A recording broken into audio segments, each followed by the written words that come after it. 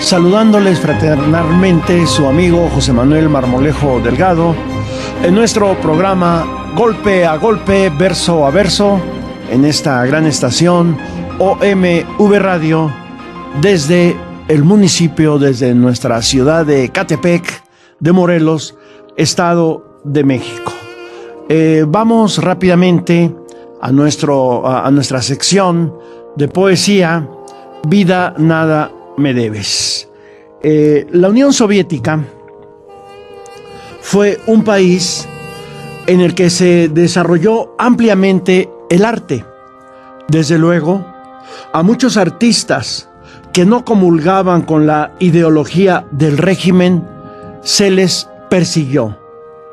Muchos de ellos tuvieron que huir del país y otra gran cantidad estuvo dominado por los dogmas del pensamiento oficial. Sin embargo, pese a todo, se generó un arte de altísimo nivel en el cine, el teatro, la danza, la pintura, la música, la escultura y la literatura, particularmente en la poesía. Tal es el caso del poeta Khirmiche Chané, escritor adigo de la pequeña región de Aguideya. La poesía de Khirmiche Chané refleja la vida de su pueblo y de su país. Escribió más de 20 libros de versos. Fue un poeta guerrero, como todo poeta. Chané participó activamente con las armas en contra del fascismo centroeuropeo. Vamos a leer para ustedes de este libro, de esta revista de 1976. Es un compendio de la literatura soviética. Vamos a leer para ustedes de este autor, Khirmiche Chané, su poema Es la costumbre de los adigos. Si rodeado de gente joven habla un anciano de pelo blanco, tu palabra nunca le cortes, calma tu orgullo, frena tu brío, respeta siempre la edad provecta. Es la costumbre de los adigos. Si una visita llega a tu puerta, ábrele al punto tu corazón, la mitad dale de tu vivienda por algún tiempo. Séle munífico, bríndale el agua del manantial. Es la costumbre de los adigos. Casa edificas, todo el aúl ha de ayudarte con su trabajo. Solo ni un tronco moverás tú, mas entre todos el peso es mínimo. Tu casa al río mirará alegre. Es la costumbre de los adigos.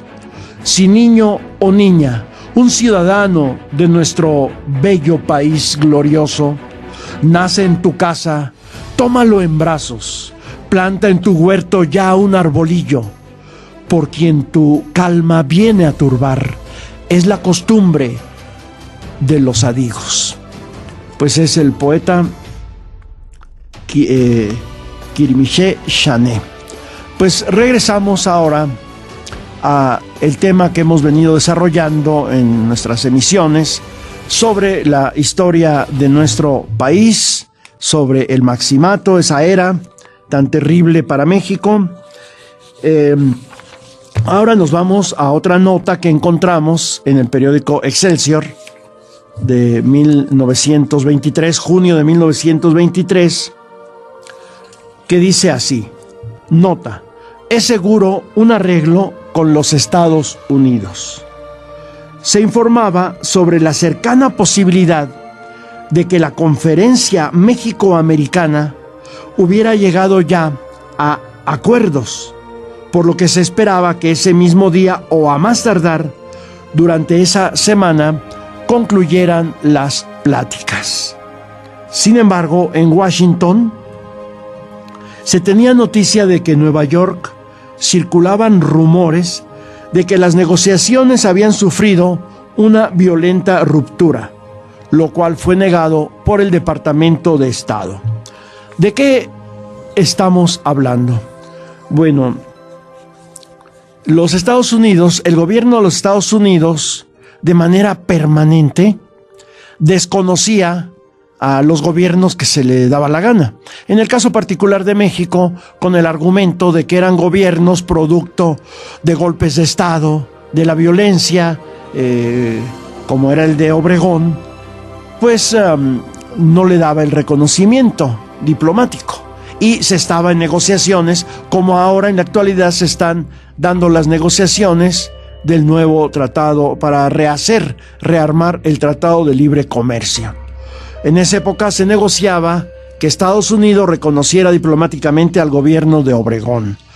Pero, ¿qué se esconde detrás de este tipo de negociaciones?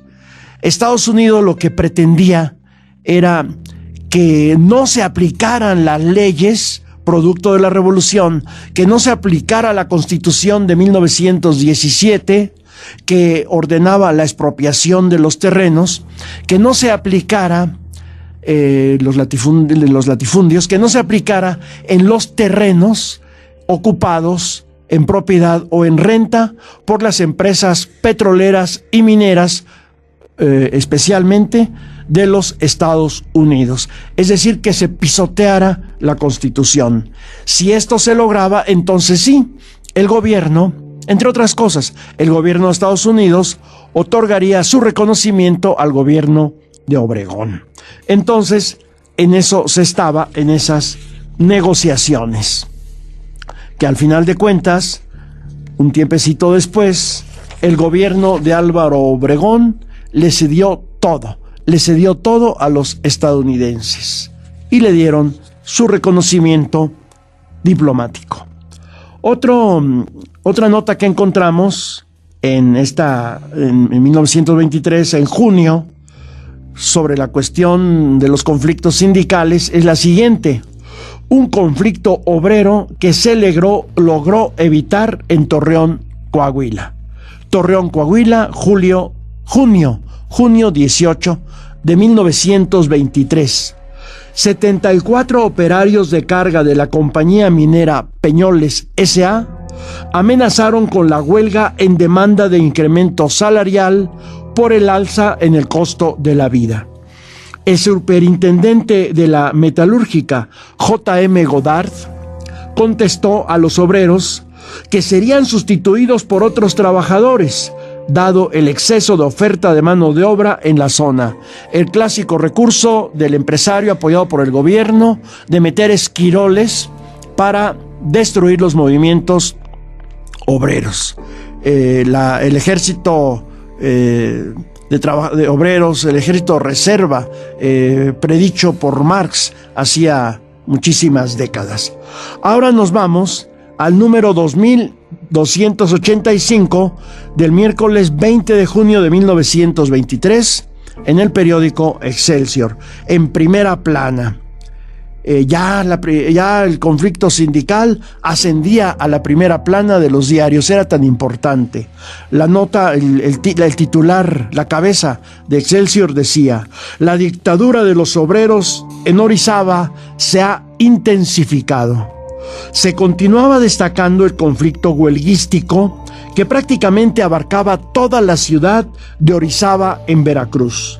El reportero volvía a insistir sobre la posición de los patrones, quienes lo que hacen es cumplir lo estrictamente estipulado por la fracción 14 del artículo 123 de la Constitución General, que a la letra dice: los empresarios serán responsables de los accidentes de trabajo y de las enfermedades profesionales de los trabajadores sufridas con motivo o en ejercicio de la profesión o trabajo que ejecuten.